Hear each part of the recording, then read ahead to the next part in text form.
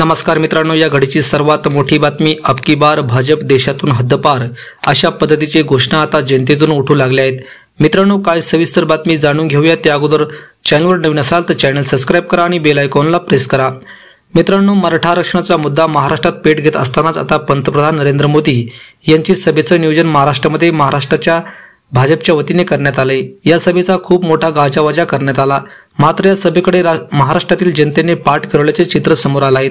विदर्भात अशीच एक सभा पार घेण्यात आली। येथील संजय राठोड व शिंदे गटाचे खासदार गवळी यांनी या सभेच्या जय्यत तयारी केली होती, मात्र अक्षरशः सभा फेल झाल्याचे चित्र आता समोर येत आहेत।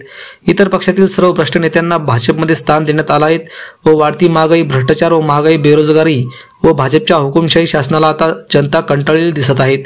त्यामुळे आता पुन्हा भाजपचं सरकार नको अशा प्रकारचा असंतोष जनतेमध्ये दिसत आहेत।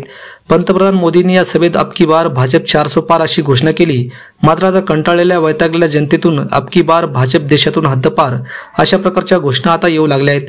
मित्रांनो, तुम्हाला काय वाटतं, भाजप देशातून हद्दपार व्हावं की पुन्हा एकदा भाजपचं सरकार यावं? आपल्या प्रतिक्रिया कमेंट बॉक्समध्ये व्यक्त करा। धन्यवाद।